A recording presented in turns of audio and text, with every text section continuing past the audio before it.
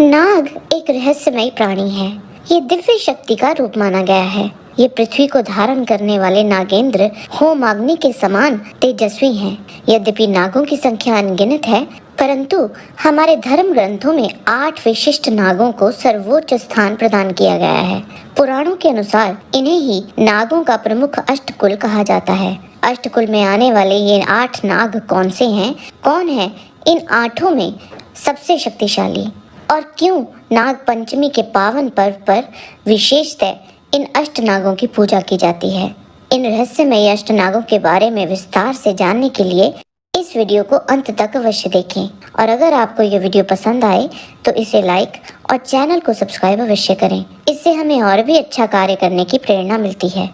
Number 8, कुलिक। कुलिक, जिन्हें धृतराष्ट्र नाग भी कहा जाता है, हिंदू पौराणिक परंपरा में अष्ट नागों में अंतिम एवं विशिष्ट स्थान रखते हैं।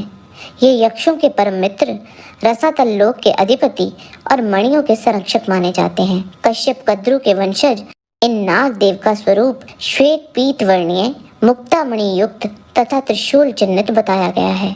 पौराणिक कथाओं में इनकी त्रिविध भूमिका उल्लेखनीय है। मत्स्य पुराण में इन नागलोक के 9 धन भंडारों का संरक्षक कहा गया है। नंबर 7, शंखपाल नाग। श्री शंखपाल नाग का सर्वप्रमुख उल्लेख भागवत पुराण स्कंद 4 अध्याय 12 में होता है। इन्हें 1000 फणों वाले विशाल नागराज के रूप में वर्णित किया गया है, जिनके मस्तक पर दिव्य शंख विराजमान है। भागवत पुराण के अनुसार इन्होंने बालक ध्रुव की तपस्या के समय हिमालय के हिम सर्पों से उनकी रक्षा की थी। विष्णु पुराण भाग 3 अध्याय 2 में इन्हें विष्णु के 5 महाशब्दों में से एक का उद्गम स्रोत बताया गया है। मत्स्य पुराण अध्याय 250 में इनकी भूमिका समुद्र मंथन के समय मंदराचल पर्वत को स्थिर रखने वाले नागों में से एक के रूप में वर्णित है। इनका स्वरूप स्वर्णिम आभा युक्त तथा प्रत्येक फण पर शंखाकार चिन्ह से अंकित किया गया है। नंबर 6, महापद्मनाग। महापद्मनाग को शेषनाग के समान ही विशालकाय माना जाता है। इस नाग के फण पर कमल का चिन्ह होने के कारण ये नाम पड़ा। महाभारत के आदि पर्व के अनुसार महापद्म को पातालवासी 4 प्रमुख नागों में से गिना गया है। इन्हें यक्षों और गंधर्वों का सहयोगी बताया गया है, जो रत्नों और जल स्रोतों की रक्षा करते हैं। महाभारत के उद्योग पर्व में ये वर्णित है कि इन्होंने देवासुर संग्राम में देवराज इंद्र की सहायता की थी। विष्णु पुराण के द्वितीय अंश के अनुसार महापद्म को 7 पतालों में से एक सुतल लोक का अधिपति माना गया है। इनके फणों से पृथ्वी के अंदर जल धाराएं निकलती हैं, जो नदियों का स्रोत हैं। भागवत पुराण के अनुसार महापद्म को ब्रह्मांड की सहायक शक्ति कहा गया है, जो पृथ्वी को संतुलित रखता है। इनके मस्तक पर विराजमान कमल से दिव्य औषधियां उत्पन्न होती हैं। धन्वंतरी को आयुर्वेदिक जड़ी बूटियां प्रदान करने का श्रेय इन्हें ही दिया जाता है।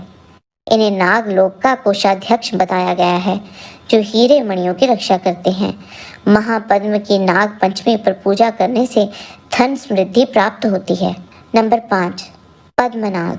पद्मनाग हिंदू पौराणिक परंपरा में धन, स्वास्थ्य और प्राकृतिक संपदा का प्रतीक है। इन्हें पद्मनाभ नाम से भी जाना जाता है, जो पृथ्वी के उत्तर पश्चिम भाग को धारण करते हैं।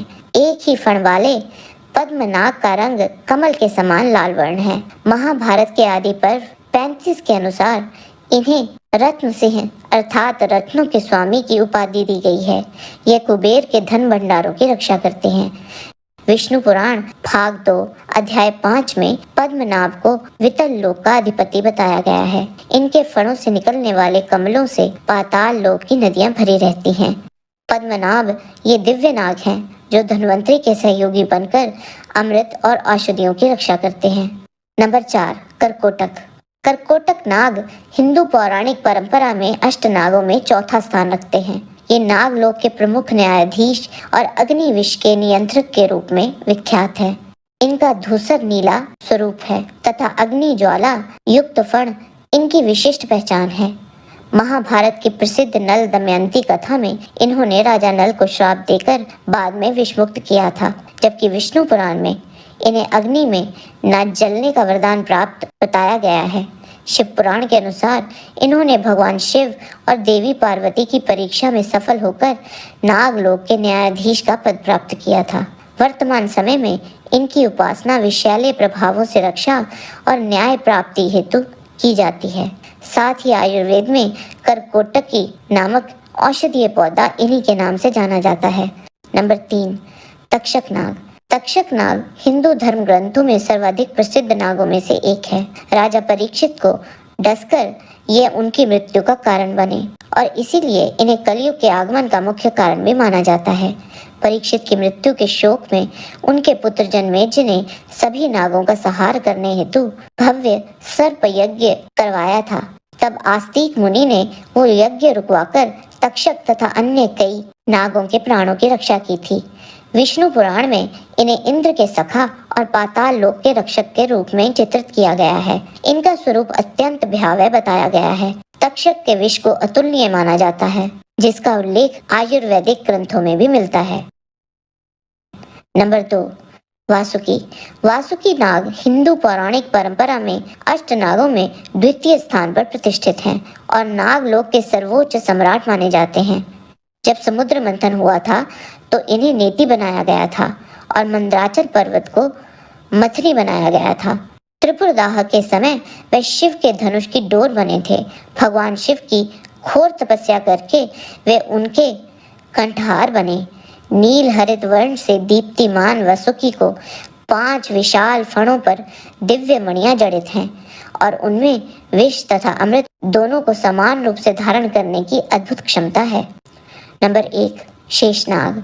हिंदू पौराणिक परंपरा में सर्वोच्च नाग देव श्री शेषनाग को अनंत, आदिशेष एवं नागराज के नामों से जाना जाता है। ये भगवान विष्णु के शयनासन एवं संपूर्ण ब्रह्मांड के धारक हैं। विष्णु पुराण में इन्हें 1000 मुख वाले विशाल काय नाग रूप में वर्णित किया गया है। भागवत पुराण के अनुसार प्रलय काल में भी वे अविनाशी रहते हैं। शिव पुराण रुद्र संहिता में इन्हें भगवान विष्णु का अंशावतार बताया गया है। प्रलय के समय संकर्षण भगवान के मुख से प्रलयकालीन संवर्तक अग्नि प्रकट होती है, जो तल, अतल आदि 7 नीचे के लोगों को भस्म कर देती है। उस समय ऊपर नीचे चारों ओर यह ब्रह्मांड जलने लगता है।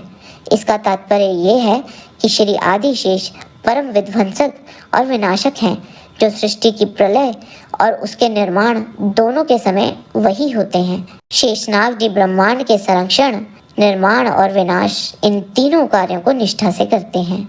जय श्री हरि विष्णु। आज के वीडियो में बस इतना ही। आशा करते हैं कि आपको हमारा ये वीडियो पसंद आया होगा। कृपया इसे लाइक और शेयर अवश्य करें। किसी भी प्रकार की त्रुटि के लिए आप सबसे क्षमा याचना करते हुए आपसे निवेदन है कि प्रेम पूर्वक परम पिता परमात्मा को मन में धारण करें और बोलें, वैदिक सनातन धर्म की सदा ही जय।